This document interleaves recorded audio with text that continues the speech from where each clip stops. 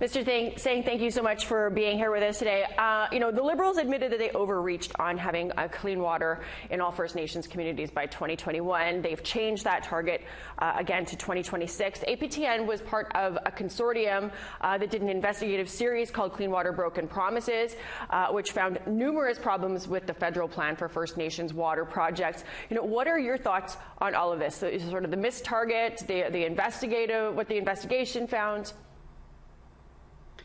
I want to commend the investigation and the work you did to highlighting the problems. And really what it highlights is this was a fake promise from the beginning. And I don't accept that it's going to take 11 years, because that's what the Liberals would have you believe. They made the promise in 2015. They formed government. They missed their 6-year target. Now they're adding 5 more years. So they're saying that it's going to take 11 years in a country as wealthy as Canada, with the technology we have in the 21st century. That is completely unbelievable. I don't accept that. Would that ever be the case if there was not clean drinking water in Winnipeg or in Ottawa or in Vancouver, Montreal or Toronto? No, they wouldn't say you got to wait 11 years. There's no way that if one of the wealthiest countries in the world wanted to get this done, that they could not have got this done sooner. I don't buy it. Yeah, well, and people have said too, we seem to have no problem getting clean drinking water in other countries, yet we can't do it here. It's sort of bizarre, as you said. So you've seen the 2021 budget. Do you think that the Liberal commitment to infrastructure in this year's budget, is it sufficient? Well, that's the thing. This time around, it looks like they're allocating the right amount of money, but then all it does is just highlight that they didn't allocate the right amount in previous years. So if they knew that it was going to take a certain amount, why didn't they allocate that 6 years ago?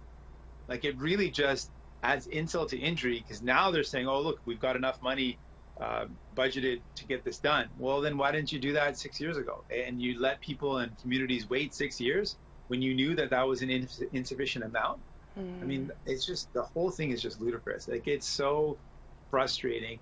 And clean drinking water has become the symbol of Liberal government inaction. It's become the symbol of their pretty words, saying the right thing, but then not doing it. It's literally been symbolic of Justin Trudeau's hypocrisy, where he says the right things, but then never does it. Last week, Canada's Auditor General Karen Hogan appeared before a House committee. How would you rate the response by Indigenous Services bureaucrats to what she brought up?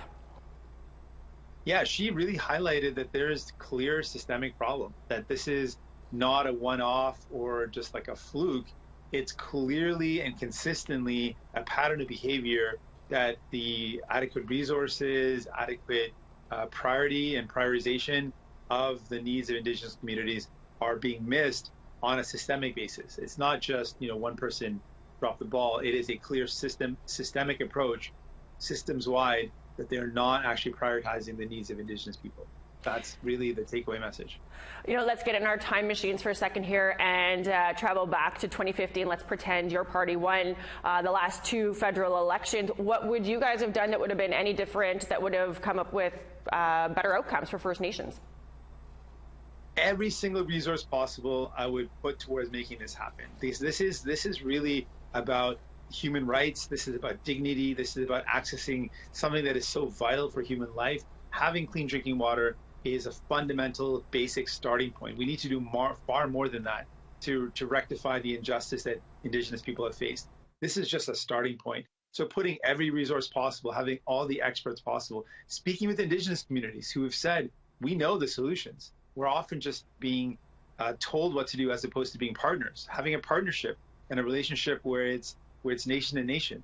All these things aren't just words. If you have a relationship or partnership, you can actually have and invite in the solution. Sometimes local communities will say, that's not going to work. You're not going to be able to build the water site plant over here. We know, we've been here for so long. We know that that's not going to work. And so listening to the traditional knowledge, making sure that Indigenous communities are involved in the solutions, making sure that there is a partnership, all these things can be done. There's just no way when we can have the technology that we have in the 21st century, the things that we are able to achieve with technology, that we can't figure out how to get clean drinking water to every community in Canada. I don't believe it's not acceptable to me. Well, and that investigation that we did as part of that consortium, that water investigation, operations and maintenance was part of it. So, in often cases, we were discovering that, the equipment is there, but nobody's trained to maintain it, and there's no maintenance money for that. Is that something, do you think that this government's finally figured that out? Well, we know that, like, if you want to build a system that works, you've got to have the infrastructure, you got to have the training, you have to have the budget to ensure that maintenance is ongoing. That is a complete solution. So I think what the Liberals are trying to do is just kind of check off a box. They're like, oh, we did this and we did this. But they weren't actually trying to solve the problem. And for me, what I've shown throughout this pandemic and as a leader, I'm not about checking off a box. I'm about getting results. And a result in the case of clean drinking water isn't just trying to make a flashy announcement that, oh, look, we've cleared this, we've cleared one of these water advisories, for that same advisory to go back on the list a month later or a year later. That to me is not finishing the job. Finishing the job is, if we think this all the way through, what is it going to require? It's going to require the equipment, it's going to require people, it's going to require training, and it's going to require ongoing funding. That is a complete solution. I think we need to plan out things for complete solutions, not just to check off a box. Well, thank you for taking the time to join us today. We're always interested to talk about water. Thank you. It's an honor, and thank you for all the work you've done. You've really exposed a lot of the problems, and I think the work that you've done is going to help us push for the solutions that we know can be achieved, and we're going to continue to fight for those. Thank you so much. Thank you.